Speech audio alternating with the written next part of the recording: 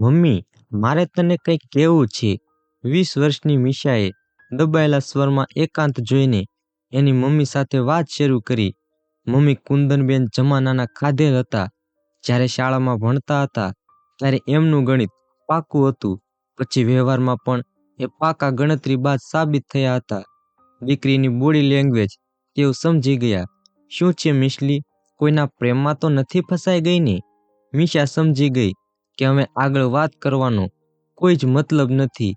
પ્રેમમાં છોકરી ફસાઈ જ જાય એવું નક્કી કરીને બેઠેલી મા સામે દીકરી વધારે શું બોલી શકે? પણ વાત કરવી અત્યંત જરૂરી હતી. માટે મીશાએ ફૂગ ગળીને શરૂ કર્યું. મમ્મી, છોકરો સારો છે, સંસ્કારી છે, જ્ઞાતિ પણ સારી છે. એ બધું છોડ, મને એ જણાવ, છોકરો શું ભણેલો છે? કુંદનબેને પાયાનો પ્રશ્ન પૂછી લીધો.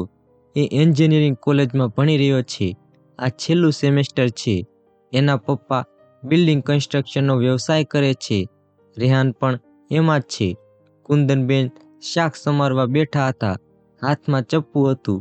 એ ચપ્પુથી એમણે શાકની પેઠે જ દીકરીની વાતને કાપી નાખી. બસ બસ, મારે વધારે કંઈ નથી સાંભળવું.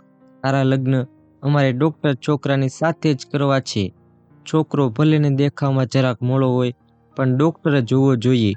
મમ્મી, તમે લોકો છોકરી છોકરાનું મેચિંગ કરવા બેઠા છે કે અમારી ડિગ્રીઓનું 1000 વાર ડિગ્રીઓનું? તમે બંને ડૉક્ટર હો, પ્રેક્ટિસમાંય સારું પડે. પણ મમ્મી, તું એકવાર પપ્પાને તો વાત, એમાં તારા બાપને શું કહેવાનું વળી? હું કહું એટલે ફાઇનલ. એક વાત કાન ખોલીને સાંભળી લે છોકરી, તારા માટે મૂર્તિઓ શોધવાની જવાબદારી અમારી છે. તારે એમાં સ્વાવલંબી થવાની કોઈ જરૂર નથી, સમજી? ભણવામાં ધ્યાન રાખ. આ છેલ્લું વર્ષ છે. સારા માર્ક્સ નહીં આવે તો પીજીમાં એડમિશન નહીં મળે.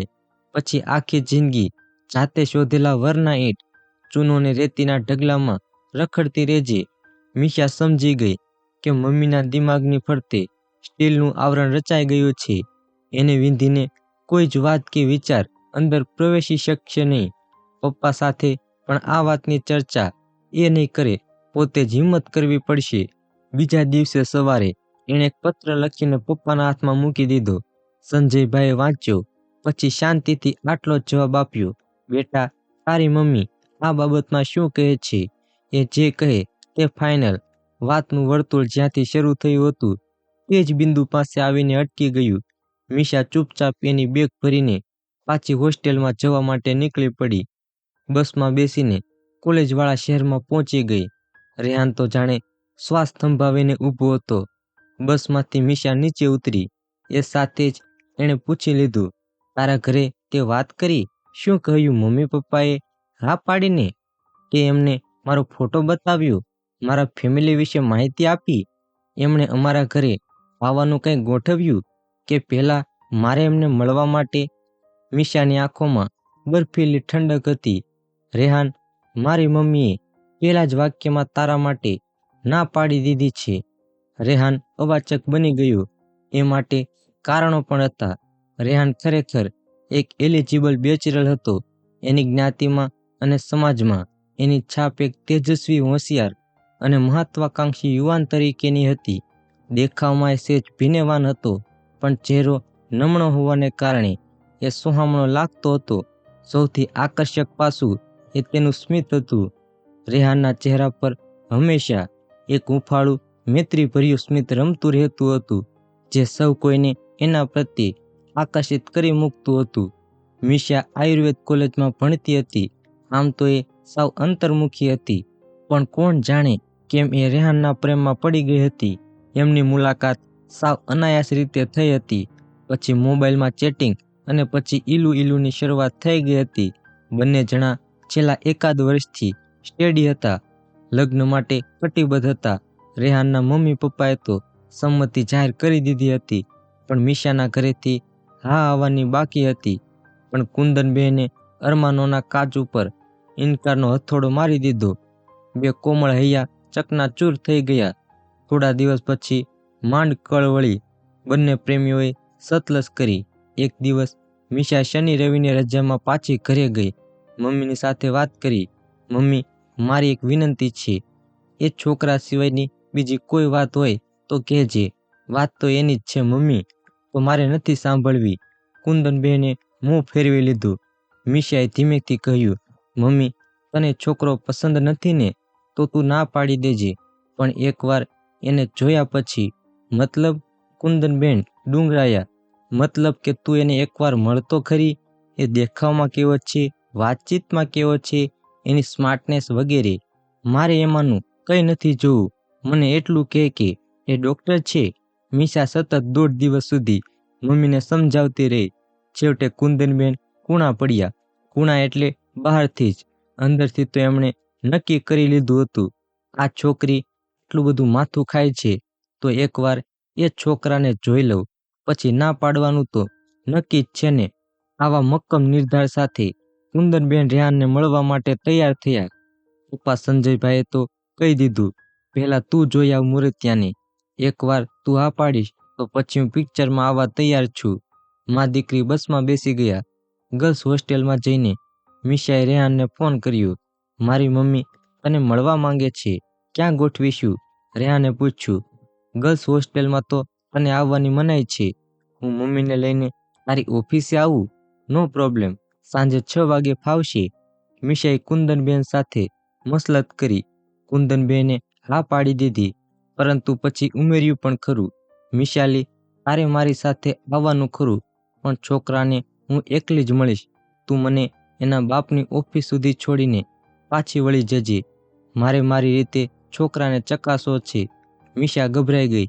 એની મમ્મીના સ્વભાવની પૂરેપૂરી જાણ હતી. ચોક્કસ આજે રેહાનને ન કહેવાનું કહીને એને અપમાનિત કરી નાખશે, પણ એ મજબૂર હતી. મીશા નિર્ધારિત સમયે મમ્મીની સાથે નીકળી પડી. રેહાને કાર મોકલાવી હતી. એમાં બેસીને કુંદનબેને પૂછ્યું, એના બાપની ગાડી હશે ને? ના મમ્મી, કાર રેહાને પોતાના પૈસામાંથી ખરીદી છે. ઓફિસ પણ એણે જાતે ખરીદેલી છે. એ ક્યાંથી કમાયો વળી? હજી તો એ ભણે છે.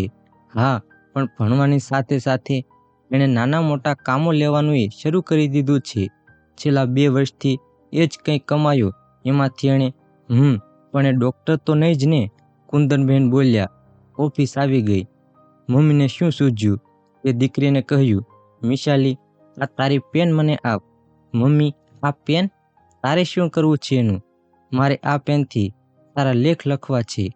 તું ચૂપચાપ જોયા કરજે, જે થાય તે. કુંદનબેને ઓફિસના પ્રવેશદ્વાર પાસે મૂકીને મીશા પાછી વળી ગઈ.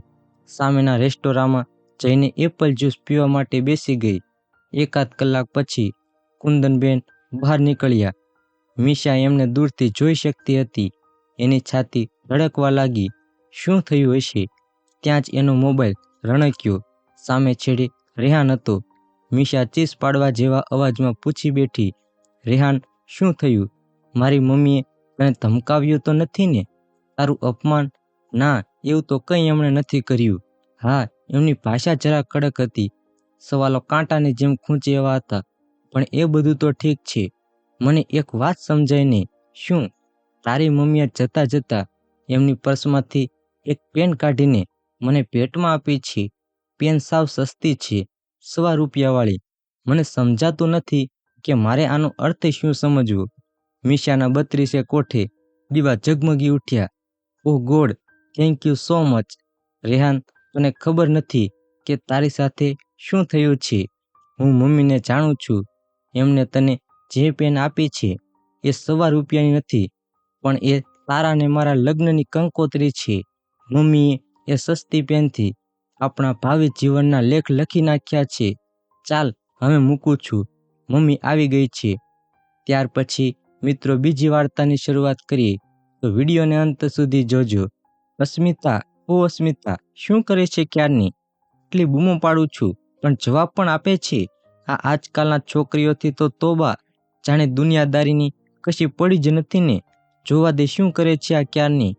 ને આમ અકળાતા ભારતીબેન રસોડામાંથી હાથ લૂછતા લૂછતા ડ્રોઈંગ રૂમમાં આવ્યા તો અસ્મિતા ફોન પર વાતમાં મગ્ન હતી અને એટલે એમનો ગુસ્સો એકદમ વધી ગયો.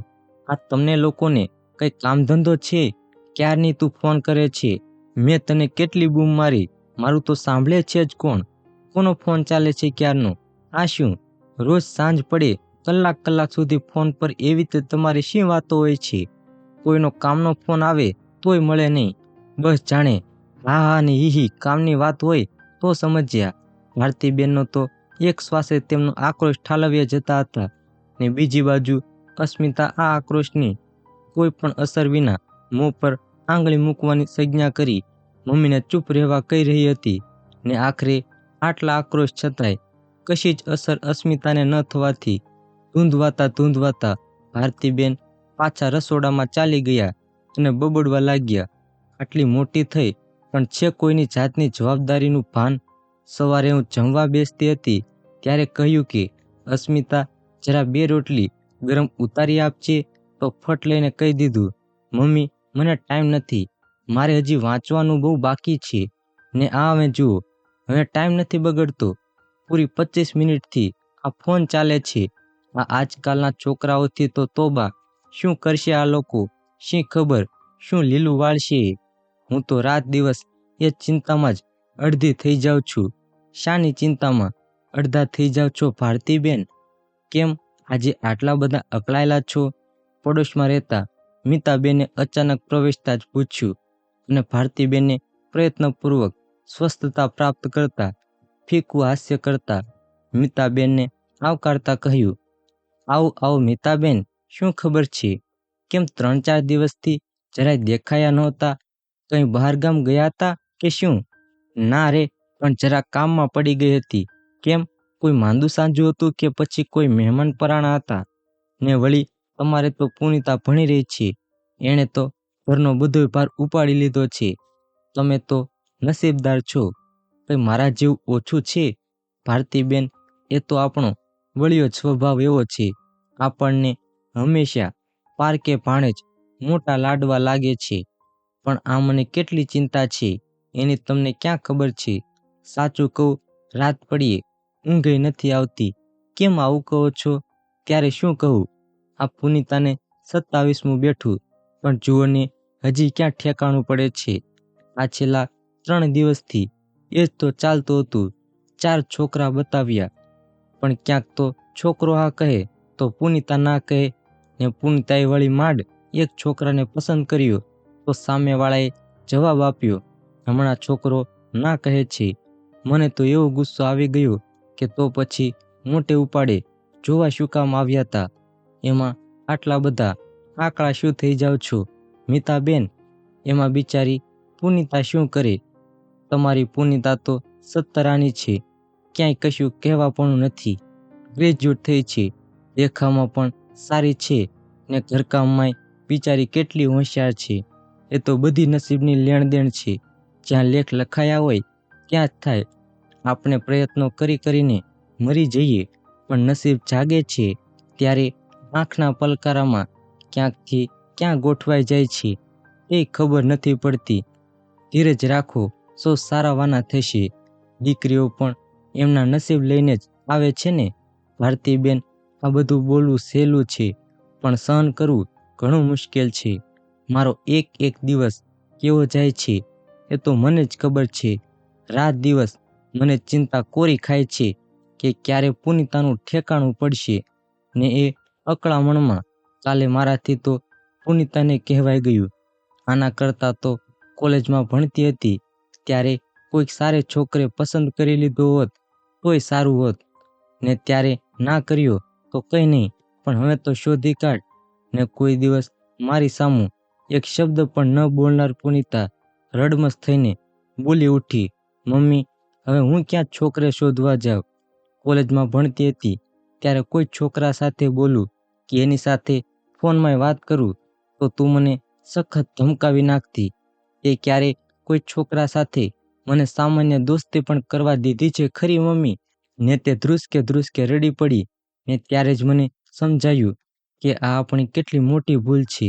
છોકરા નાના હોય ત્યારથી જ આપણે તેમને સહશિક્ષણવાળી સ્કૂલમાં ભણવા મૂકીએ, પણ તે લગભગ 7 કે 8મા ધોરણમાં આવે છે એટલે એ સ્કૂલમાં હોવા છતાં છોકરાઓ સાથે બોલવાનું નહીં, છોકરાઓ સાથે ભળવાનું નહીં, આવી બધી ચાંપતી તપાસ રાખતા થઈ જઈએ છીએ. 5 થી 6 ધોરણ સુધી નિર્દોષ રીતે ભેગા રમતા, છોકરા છોકરીઓના મગજમાં આપણે ધીરે ધીરે કરતા દ્રષ્ટિભેદ ઊભો કરીએ છીએ. પોતે અમુક જાતિનું છે એટલે અમુક મર્યાદામાં જ રહેવું જોઈએ એવી ફરજો પાડતા થઈએ છીએ ને પરિણામે સહશિક્ષણના વાતાવરણમાં ભણતા આપણા સંતાનોને જાતિતાનો સામાન્ય અભિગમ અપનાવવામાં મદદગાર થવાને બદલે જાતીયતા માટે કંઈક અંશે કૌતુક વૃત્તિ અને એ લાગણી અનુભવતી એ સામાજિક ગુનો છે એવું એક નિષેધાત્મક મનોવલણ તેના મગજમાં ઊભું કરીએ છીએ. જ્યારે બીજી તરફ એ સંતાન કિશોરાવસ્થામાંથી કૌમાર્યાવસ્થાના ઉંમરે પગ મૂકતા તેનામાં કેટલાક શારીરિક વિકાસ થાય છે, તેની લાગણીનો ઉછળાટ વધે છે ને ત્યારે તેને અંદરથી મૂંઝવણ ઊભી થાય છે. મમ્મી પહેલાં તો મને આવું કશું જ કહેતી ન હતી ને હવે એ જ મિત્રનો ફોન આવતા કે એ મિત્ર મળવા આવે તો મમ્મી આટલી બધી અકળાઈ શાને જાય છે? આમાં હું ક્યાં કશું ખોટું કરું છું? પણ મમ્મીને હું કેવી રીતે સમજાવું? મમ્મી મને ક્યારે સમજશે? તો મિત્રો, તમને મારો વિડીયો પસંદ આવ્યો હોય તો વિડીયોને લાઈક કરો, શેર કરો અને ચેનલને ખાસ સબસ્ક્રાઈબ કરવાનું ભૂલશો નહીં મિત્રો.